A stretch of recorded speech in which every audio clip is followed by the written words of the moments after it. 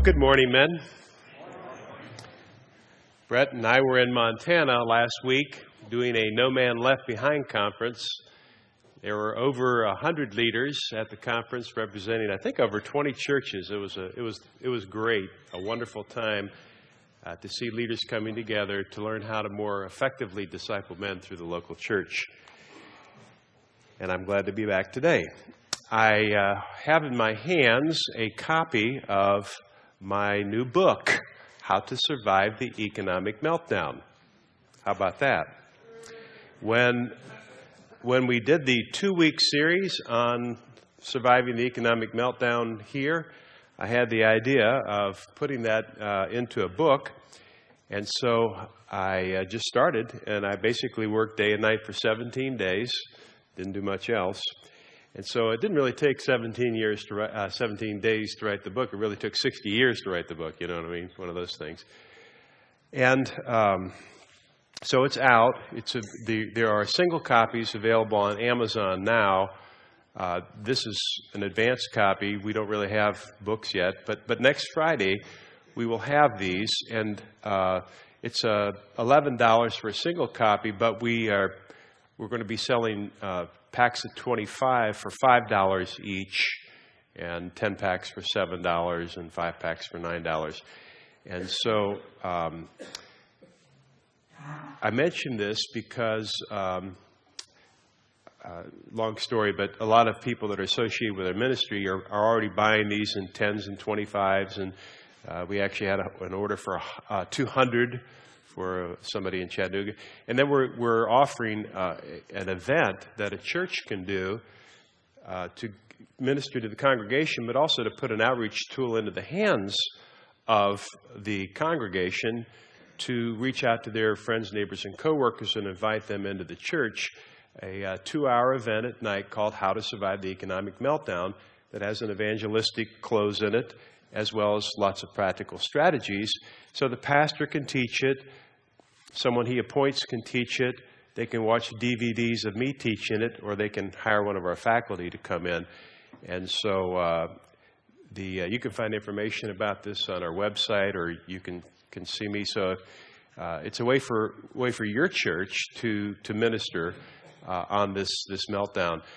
Yes, I forgot yesterday a group in Houston, looks like they're going to order somewhere between 500 and 1,000 copies to give away at an outreach event they're doing in January. I think that's tentative. Anyway, it's How to Survive the Economic Meltdown. The subtitle is Practical and Spiritual Strategies for You and Your Friends. And I wrote it in a very encouraging tone, and I wrote it in a voice that you would not be embarrassed to give this to a friend. That was kind of one of the main things I wanted to be able to do with the book. So, How to Survive the Economic Meltdown, and we'll have copies here next week, okay? So, sorry for the long announcements, but hey, every now and then, right? All right, so our series is the marriage prayer, and we're asking the question, what is God's will for this marriage, and how can I pull that off? And we have constructed a 68-word prayer that captures the essence of what the Bible has to say about marriage.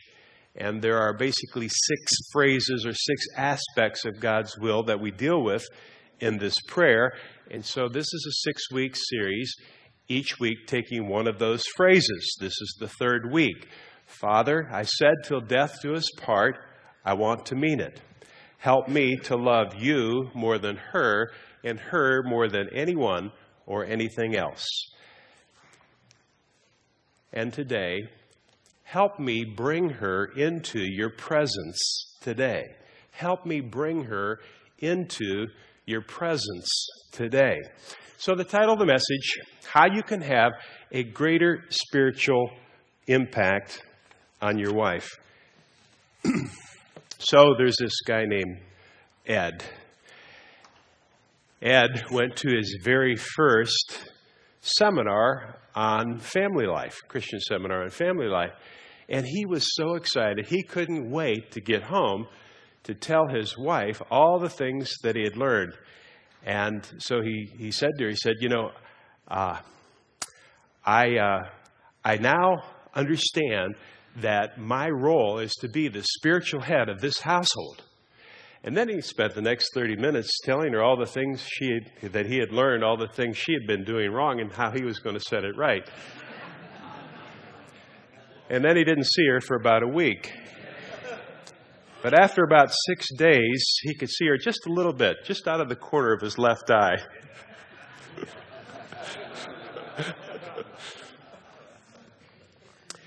So the idea of having a greater spiritual impact on your wife, of course, is not telling her all the things that she needs to do to be a better wife. The big idea this morning for this message is, help me bring her into your presence today. That's the phrase from the marriage prayer. And we're going to look at two examples of how you might be able to do this. There would be other ways, of course. The first thing we'll look at is our spiritual roles. We'll talk about understanding and fulfilling our respective roles. Then we'll look at worship, the idea of grasping that all of life is meant to be an act of worship. And then the third thing we'll look at this morning is how we should respond, or how we might respond to this. So first of all, roles. How can understanding our respective roles help you have a greater spiritual impact on your wife? The text we want to look at for this is Ephesians chapter 5, verse 21.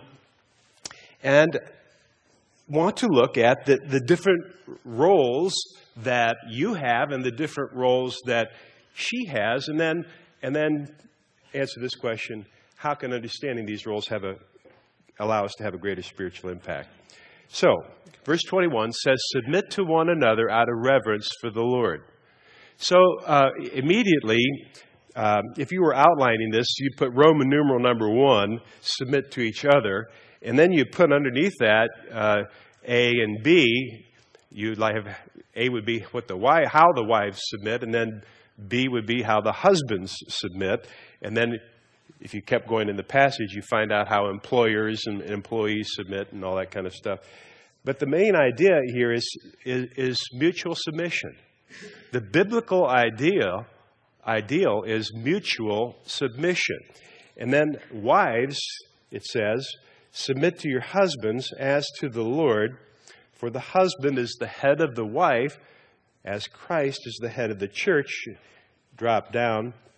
Husbands, love your wives, just as Christ loved the church and gave himself up for her, that sacrificial love, cleansing her by the washing of water through the word, and to present her to himself as a radiant church, without stain or wrinkle or any other blemish, but holy and blameless. Lord, help me bring her into your presence today.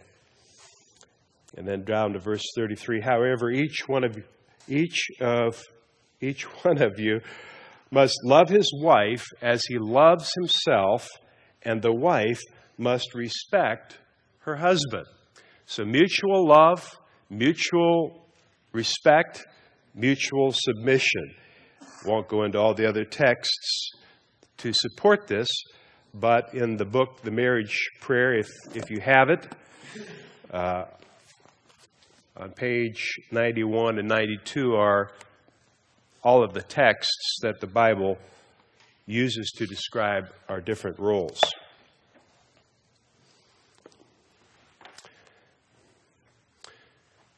So God has this divine order of creation that he wants us to abide by.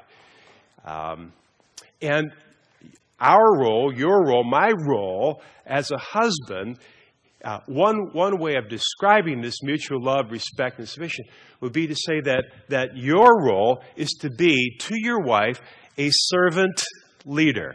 A servant leader.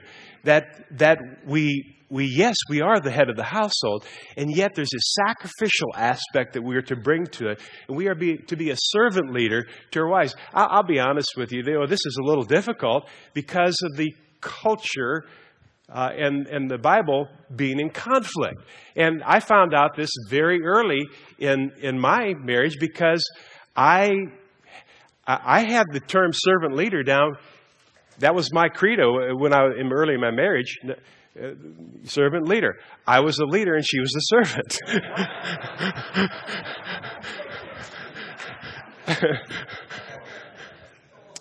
And so, and because this violates God's divine creation order, then Patsy began to resist that.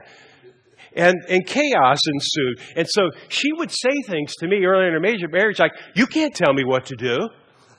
Or she would say, well, I have to reach my full potential. And it started to become pretty serious. I'd become a Christian. She's always been a Christian. Been a Christian since a very early age. And it started to go to like this very critical stage, like the thing was going to blow up. And so finally one day, I in a moment of rationality, I said, where are you getting these thoughts? Where are you getting these concepts, these ideas? And this is, we discovered that she had started subscribing early in our marriage to all of these secular women's magazines that were, so her worldview was starting to become, I would just say polluted, but certainly at least affected by this liberal feminist, radical feminist ideology that was laced into all of these women's magazines. And so she realized it, and she's a very wise person, and so anyway, she ended up canceling her subscriptions. Because the problem was that chaos ensued when we began to violate God's divine creation order. When we stopped doing the roles that the Bible talks about, mutual love, mutual respect, and mutual submission. And I had not really been much of a servant leader anyway, because I've been pressing her. I've been trying to press her into the mold of being my business partner, my junior business partner, and helping me succeed and achieve my dreams and ambitions.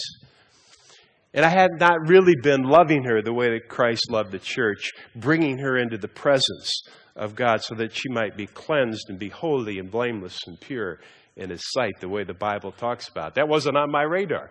My radar was getting my needs met. So it is difficult when we violate God's divine creation order. So the first area that we're talking about here is roles. And here's an idea for you. Our marriages, they will thrive when we submit, both of us, to God's divine order. Our marriages will thrive when we both submit to God's divine order. And those of you, there are many men in here, I know, that have difficult marriages.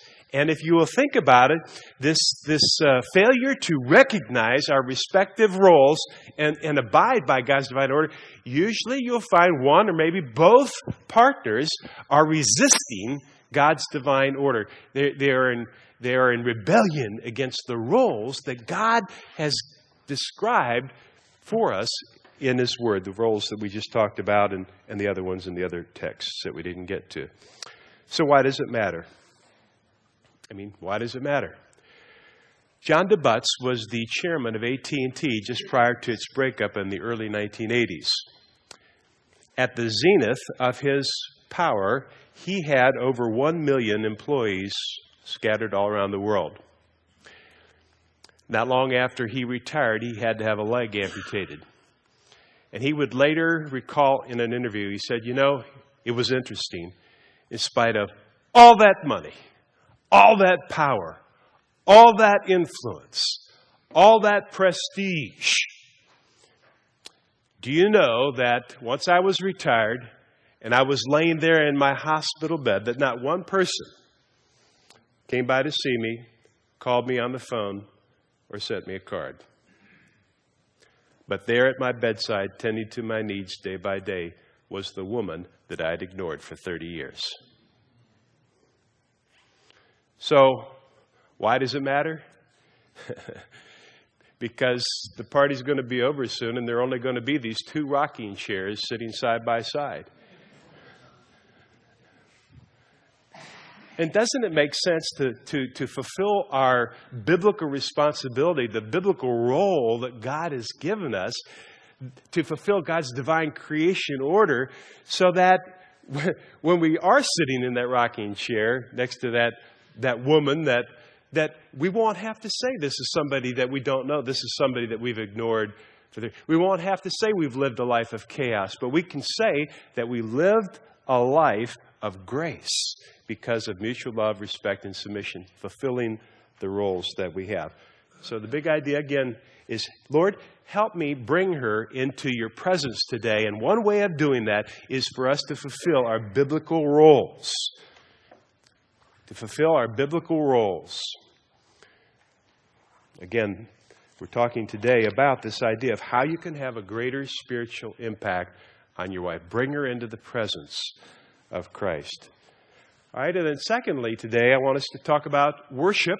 You know, how can worship help you to have a greater spiritual impact on your wife? Well, the concept here is that I'm going to talk to you about leading your wife into a state of worship. Leading your wife into a state of worship. Here's the second area. It's worship. And the idea here is that marriage works well when we worship well. Now, this seems like an odd idea to bring into marriage talk. Worship, yeah? Well, all of life is spiritual. And we are created to worship. We are created as children of God to worship our great God and our Father. What is worship? What is worship?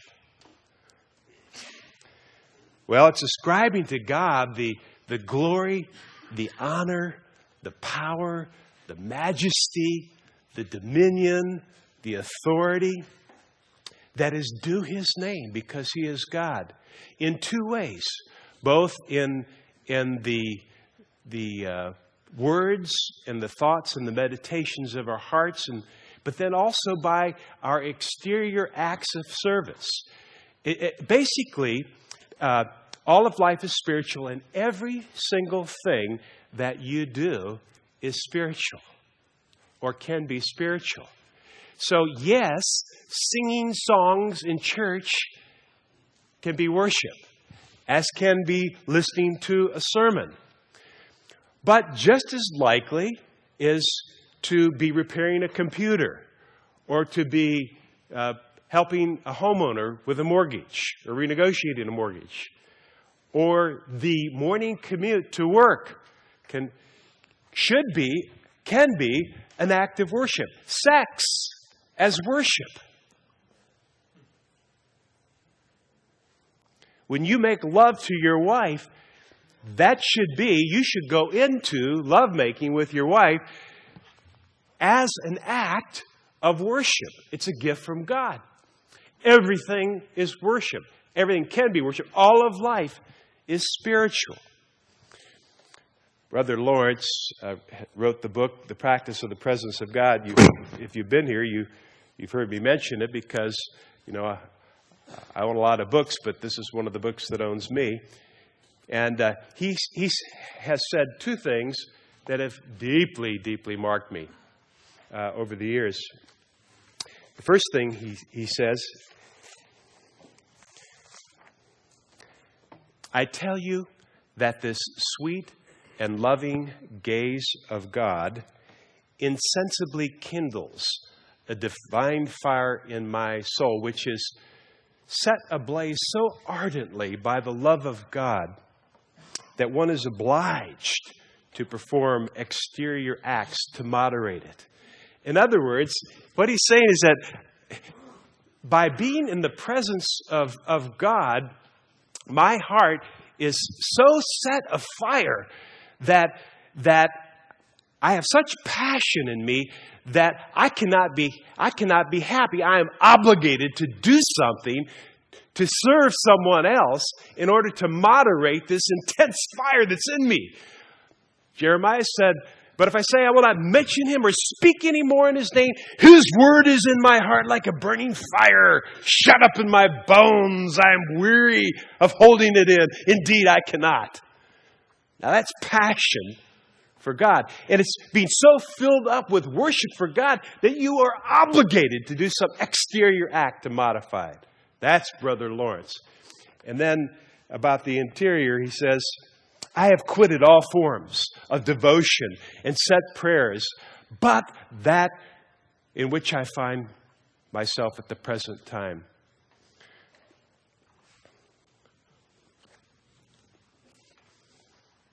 It would have been good if I didn't forget the other half of the sentence, right? I have quitted all forms of devotion and set prayers, but those to which my state obliges. And I make it my business only to persevere in his holy presence. I can't think of a single sentence that has had more impact on me than that. That is the idea that I want to spend 100% of my time practicing the presence of God and persevering in his holy presence, because all of life is worship. All of life should be worship. All of life can be worship. And so, to help bring my wife into your presence today, part of that is to bring her into a state of worship. And when I do that, when I bring my wife into a state of worship, and by the way, one of the ways I kill this is when I talk to her in a way that I wouldn't even talk to a stranger, you know? When I talk disrespectfully or unlovingly, or I'm cutting someone else down to shreds, and when I'm having a negative diatribe and I'm putting it all out in front of her, this destroys worship. But when I bring her into a state of worship, it changes one's perspective on all of life. Our entire perspective of life changes when we see everything as an act of worship. We see the world as it is, not as it's portrayed. So here's what happens, though, when we don't lead our wives to worship, when we don't bring her into the presence. Then you end up with these kinds of attitudes. Him on the left, maybe I do deserve more than what I'm getting from my wife. You start having those kinds of thoughts. She has thoughts like, perhaps buying this sofa without asking my husband is not such a bad thing after all. Instead, you can have a huge spiritual impact on your wife by, first of all, helping her and you understand and do your respective roles, but then living a life of worship. Again, the big idea is, help me bring her into your presence today. All right, how should we respond? This is a chart. It's on your handout as well.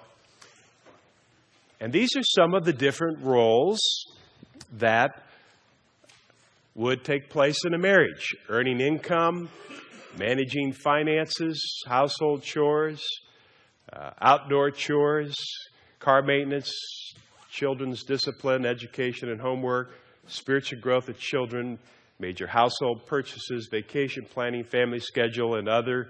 I saw one, thought of one this morning that's not on here, preparing meals. And so there's some places for other down below. And what I want to encourage you to do, not now obviously, but during your table discussion time or maybe later, is to evaluate what kind of a division of labor you've created in your marriage. And then just to ask yourself, does this seem like a biblical way of doing things? And there's no one right answer, but so for him on the left-hand column, just if you have the primary responsibility, put an X. If you have a dual responsibility, put an X on both. So if you're equally both earning income, then for him, put an X, and for her, put an X too. But if it's just him or just her, then just put the X there. if you're the primary breadwinner, then put an X for you. But if she has sort of a support role in that, then you might want to put a check mark in that, and there's instructions on your sheet on how to do that. But the idea is to then take this biblical idea of mutual love, respect, and submission, and being a servant leader, and translate that into your actual day-to-day life. So this is how you can make this actionable. My pastor told this story a few weeks ago. There was a consultant who very good at his work, efficiency kind of person, and so he had made this presentation for an hour and a half to this corporation about all the different ways they could create economies and efficiencies in their business. And then when he was done, he said, as an afterthought, he said, "But don't try this at home."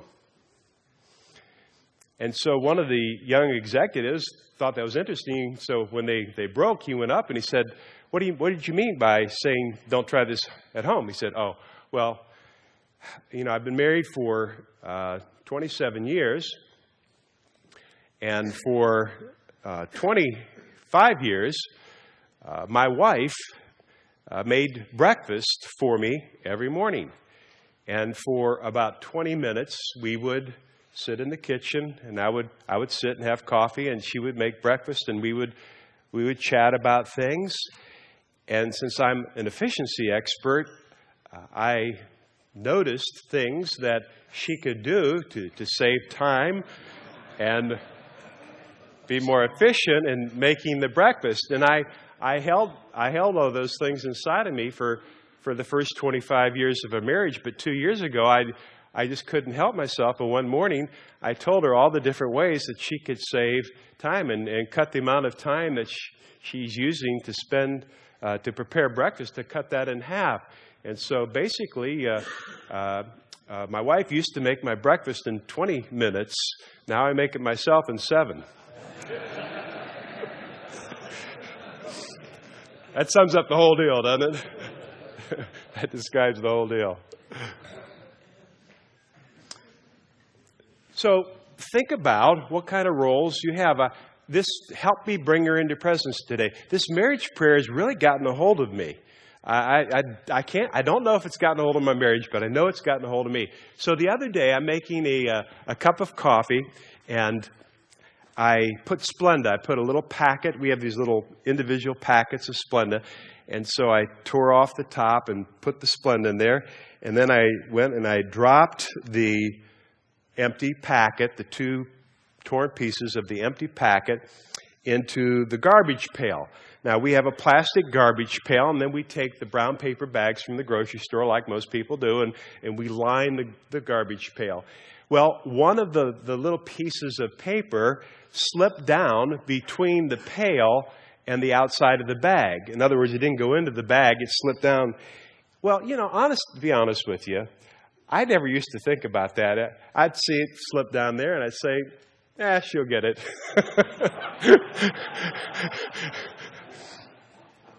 This marriage prayer is killing me. This marriage prayer is killing me. It's turning me into a servant leader.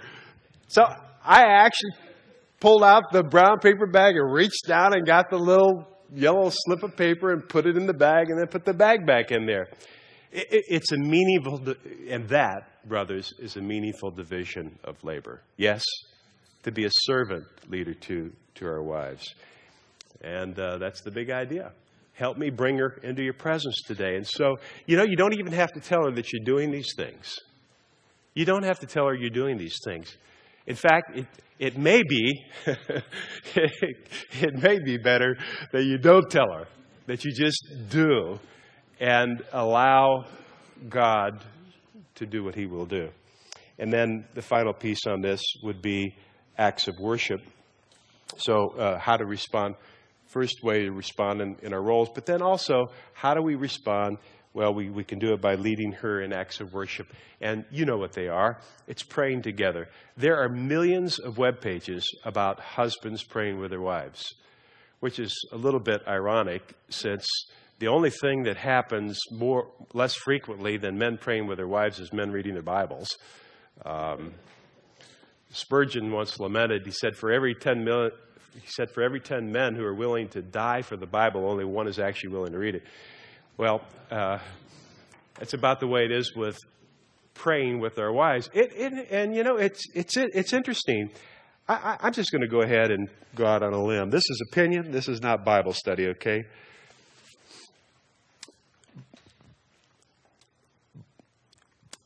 If you can't pray with your wife, assuming you're both Christians, I mean, if you don't share the same belief system, that's a different thing. But if you're both Christians and you can't pray together, what does that say about how well you know each other, how comfortable you are with each other? There's something about the intimacy of when I pray and my wife hears me praying to my God. She's overhearing the most intimate conversation that I will ever have. And when I hear her praying to her God, I'm eavesdropping on the most intimate conversation that she will ever have. And so that's something I want to be comfortable with. That's something we should be comfortable with. And so but since it's so important and so valuable, who do you, and then we end up not wanting to do it, where do you think that comes from? You think we might have an adversary who would like to keep us from the intimacy of praying together with the closest relationship in all of God's divine creation order, and we can't talk to our joint father, two children who can't talk to their father together? Where do you think the feeling of awkwardness for that would come from? Well, that would come from the accuser. And then devotion. Some of you might feel comfortable actually doing devotions together with your wife. But even if you don't, wouldn't it make sense as an act of worship to maybe talk to your wife about some of the things that God is teaching you in your devotions and asking her, what is God teaching you in your devotions? So prayer, devotions, to be involved in church together, to be involved in ministry together. Now, you probably have different spiritual gifting than your spouse. She might have mercy and you might have evangelism. So you're not going to be together on a lot of the ministry things that you do. But there are occasions when you can be together on the ministry that you do. For example, in your giving. Patsy and I, we discuss all the things that we give financially to. And we don't do anything unless we have an agreement on it. Now, sometimes she'll come and say, well, I'd like to give $500 to this person going on this mission trip, or $250 or whatever it is. And I'll say, that sounds great to me. I won't give it a second thought, and vice versa. But the point is that we end up being together on it. Now, maybe it's a missions trip. Maybe you take your children with you also on a missions trip. Another way to get involved in doing acts of ministry. Or on one of our men invited me to go down to give donuts and coffee and to the homeless men on Thanksgiving morning. And so I did that. But my wife, she was also interested in doing something for the poor, just not at that time of the day. And so later in the afternoon, together we went down to the Salvation Army. First time I'd ever done anything like that. But we cleaned the kitchen. We did the kitchen work. They served 21,000 meals, and I had to clean up the line where they have those boiling pots of water, and all that crud, and it's just caked on there. Oh, wow, Lord, how's this helping me bring her into your presence today? Would you rehearse that with me? Anyway, to do ministry together. So there's some couple of practical suggestions. Now, how many of you took the challenge to pray the marriage every day for this time? And then, and how's that going for you? You able to keep up on that most days? Well, let me give you a chance this morning to re-up on that if you want to. We have a lot of grace around here. What I'd like us to do today is to say the marriage prayer. And then if you feel comfortable with this, I'd just like to encourage you to make a commitment that between now and the end of the series, that you'll pray this marriage prayer every day. Help bring your wife into the presence of God. All right, so can you see that?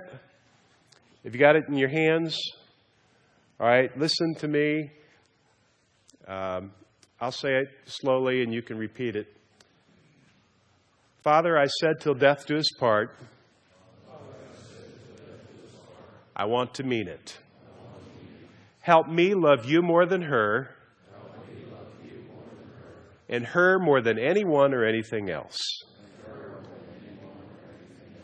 Help me bring her into your presence today. Make us one like you are three in one. I want to hear her, cherish her, and serve her. So she would love you more, and we can bring you glory. Amen. Amen.